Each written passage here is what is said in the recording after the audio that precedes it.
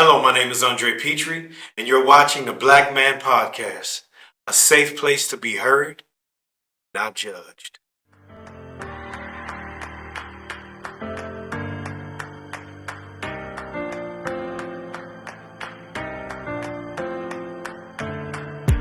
Don't you worry about me. I'm coming back. I'm coming back. Don't you worry. What's up, y'all? This is Andre Petrie. I'm back at the district again. Black Man Podcast, just giving us a safe place to be heard today. I got my boy AB. What's up, boss man? Tell everybody a little bit about yourself and what you're doing. Also, powerful young black entrepreneur, man. So tell the people what you do. Yeah, absolutely. So my name is AB. Real name is Antonio Buchanan. I go by AB. I always like to tell people that I have a very diverse career and my path that took me to the entrepreneurship route. And I'll just say this: I can almost guarantee you that nobody else has the background that I have in one person. And I'm only 40 years old. So I started out. I am a former Navy veteran, so I spent a lot of Amen. time in the military. Thank you for your service, Thank boss. you. Absolutely. Traveled around, been to a lot of different countries, fought for my country as well. And then I transitioned from being in the military and became a U.S. Marshal. So I moved to Miami. I wanted to be on the island. I wanted to be by water and became a U.S. Marshal during that time frame. So yes, I was not in the office behind a computer. I was actually kicking indoors. I was actually, the top of the food chain, you name them. I probably ran into them and probably had some kind of dealings with them. And then after I transitioned from being a U.S. Marshal, I became an engineer at the Central Intelligence Agency. Wow, So I impressive. So I spent a lot of time doing that. So I went from in the field as a U.S. Marshal to then want to fight crime behind a computer for our foreign adversaries. Then I decided, hey, how can I further, do other crazy things? So I became a computer engineer at Microsoft. And then I support the CIA, NSA, NRO, NGA, military intel as well. Wow.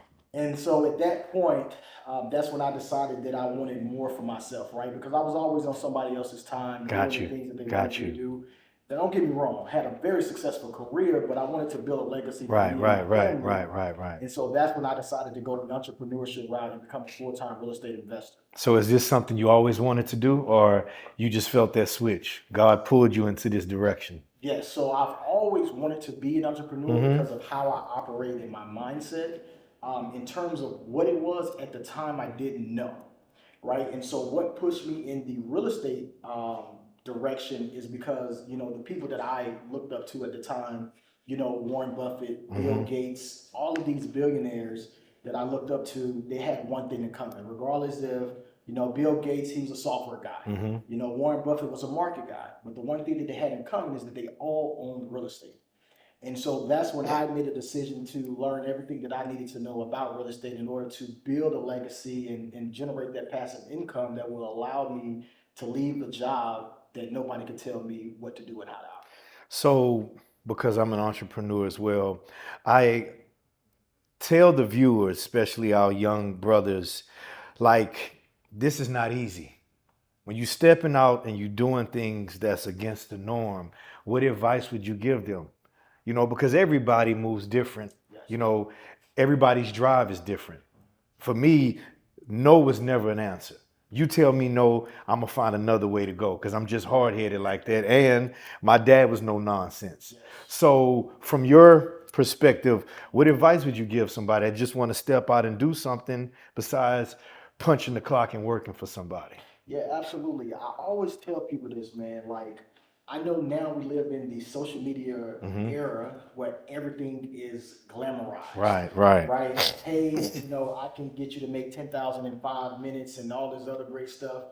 But make sure that it's something that you're really passionate about, right? Because if you do anything for money and money only, it's only going to last for Yeah. so long, right? The moment that you can't make that money, Right. the moment you can't do something, you're going to always retreat to the path of least resistance, right? The path of least resistance for most of us is a 9 to 5 job. Right. And so there's going to be times where you don't know where the money's going to come from. There's going to be times where you aren't making any money. There's going to be times when nobody believes in you. The banks ain't going to loan to you.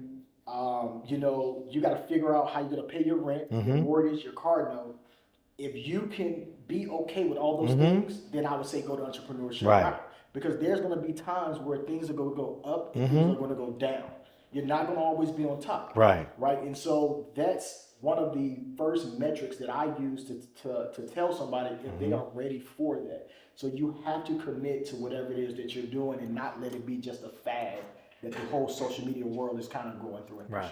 I want to ask you this because I always dive into this, especially mixing entrepreneurship and personal relationship. How has it affected personally?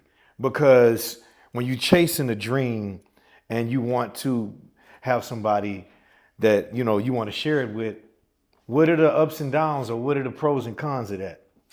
Because we don't talk about that a lot, but no man's an island. Absolutely. So that is a really great question. And it's a very complex question. And so my first advice would be never to do any business with a family member or a close friend. If you value the relationship and you value them as a person, you won't even step in that arena. So that's number one. I've actually been through this. This is why I'm giving the advice that I'm giving.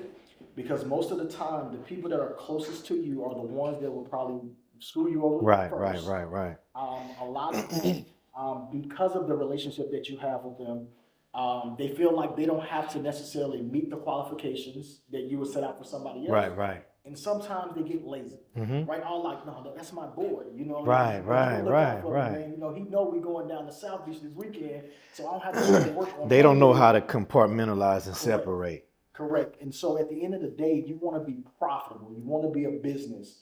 And so you need to have people in places that are qualified to be there. Because number one, you're not a nonprofit. You are a for-profit organization, so you have to make money. And if you put people in positions based off of feelings, you're going to go bankrupt and you're not going to be in business long. I have been in positions where I wanted to see my friends do great work. I want to put them in positions, but not everybody has that LeBron factor and able to see and have the people put them in certain positions.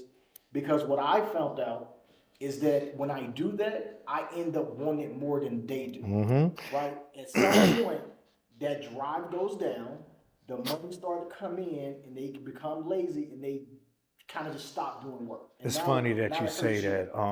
The one advice that I got, and it came from somebody very close to me, and it hurt because I'm like, God damn. But at the end of the day, it was like he told me, this is your dream, not mine. And it made sense. When you realize that dream that you had, who was in that dream? Nobody but you. Nobody else was around. So I love what you're doing, man. And my thing is what I tell people, I had to go and build my own table. Meaning I built my table and God will place the people at the table that's supposed to be there. And it's my table. So if I don't want you sitting there, you don't have to.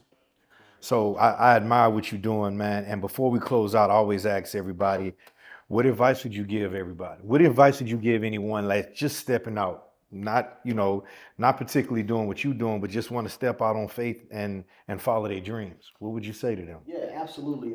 For me, the biggest thing that I always harp on is that there's enough so everybody can eat. Right? Most of the time, especially in some of the communities that we are, we operate in, it's like, I'm not going to put you on because I think it's going to take away from you, right? You have your own sphere of influence. I have my own sphere of influence. What I teach you and what you teach me isn't going to affect either one, either way. So there's one quote that I live and die by to this day. It's by Zig Ziglar. It's, how do you get everything you want in life is to help enough people get what they want. And so I live and die by that quote. And so that's what I'll tell people is that if you see somebody that you operate on that level with and you want to pour into them, do so without... Hold on, I need you to say that to that camera so they can understand. Because this is, you can't pay for what you just said, man. That was so on point. So before we close out, look in that camera and tell them exactly what you just said to me.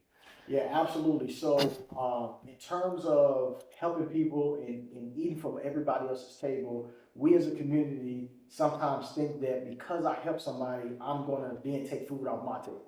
But that is far from the truth. There's enough people, there's enough resources, there's enough opportunities to go around for everybody to eat. And so I live and die by a quote today by Zig Ziglar.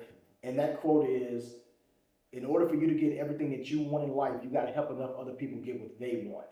And so that has been the motto for me moving forward. That's how I'm blessed. That's why God gives me the favor that He gives me, put people in my life to help me get to the next level so I can bring people up as well. And so if there's one piece of advice to give you today, is that. Appreciate that, man. Look, we can drop the mic on that. I appreciate that, AB. Again, God blesses us to be a blessing to others, man. Again, this is Andre Petrie at the district. Shout out to my boy Drew for allowing me to do this here with these brothers. We got more coming. So again, make every second count. God bless. Peace.